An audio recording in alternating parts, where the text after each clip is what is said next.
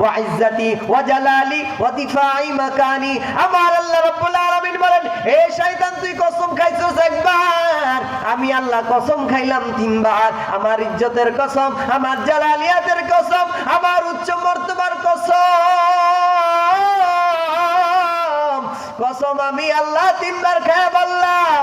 فقال ربك عز وجل وعزتي وجلالي وارتفاع مكاني, হে বান্দা, আমি শয়তান আমার ইজ্জতের কসম, আমার জালালিয়াতের কসম, আমার উচ্চ মর্তবার কসম, তোর শয়তানের ওয়াসওয়াসায়, তোর শয়তানের কুমন্ত্রণায় পড়ে আমার বান্দারা যদি গুনাহ করে ফেলে, করার পরে যদি বুঝতে পারে আমি আল্লাহ রব্বুল আলামিনের সাথে নাফরমানি করেছি, শয়তানের কুমন্ত্রণায় পড়ে আমি আল্লাহর পথ থেকে সরে গিয়েছি, যদি আমার কোনো বান্দা বুঝে যায়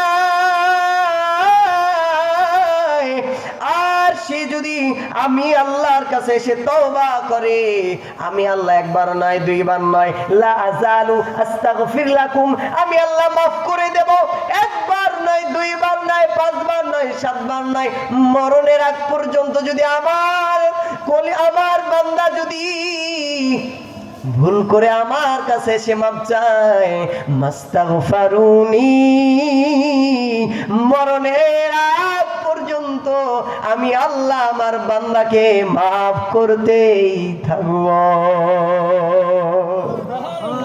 জোরে বলা যায় না সুবহানাল্লাহ?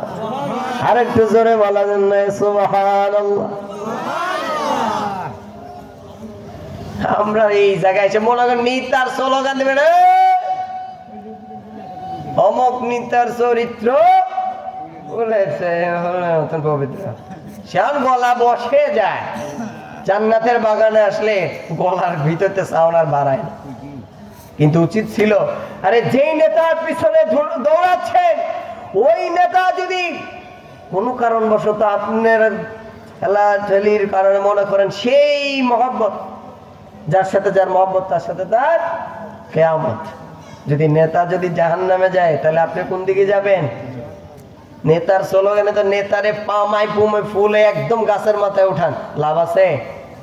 দুনিয়ার স্বার্থ, দুনিয়ার স্বার্থ। ওই নেতা যদি ক্ষমতায় না আসে আপনারও কোনো দাম নাই, তাই তো? এরকমই ক্ষমতায় আসলে হয়তো আউটসাইড কিছু নেতাগিরি দেখানো যায়, আর যদি আমার মাওলার সঙ্গে যদি সম্পর্ক হয়ে যায়, আমার আল্লাহ রাব্বুল আলামিনের সাথে যদি সম্পর্ক তৈরি হয়ে যায়, তাহলে দুনিয়ার নেতার কোনো ভ্যালু আছে? আর একটু যারা বলেন কোনো ভ্যালু আছে? আল্লাহুল মাওলা ফালাহুল কুল, যে ব্যক্তি আমার আল্লাহর হয়ে যায় গোটা পৃথিবী তার গোলামির জন্য দাসত্ব হয়ে যায়। সুবহানাল্লাহ। তাহলে কার গোলামি চান? আর একটু জোরে বলেন, কার গোলামি করতে হবে? দুনিয়ার গোলামি যদি আপনার পেতে চান তাহলে আগে আল্লাহর গোলামি করতে হবে না? আরে আল্লাহ তো সৃষ্টি করেছে, ইয়া মা'শারাল জিন্নি ওয়াল ইনসি ইল্লা লিয়াবুদুন, মানুষ এবং জিন জাতিকে সৃষ্টি করেছে আল্লাহর ইবাদতের জন্য, এবং মানুষদেরকে খেদমত করবে, এই যত কিছু সৃষ্টি করেছে আমার আল্লাহরা বলেন আলামিন, এই মানুষদেরকে খেদমত করানোর জন্য সৃষ্টি করেছেন। বলুন না সুবহানাল্লাহ।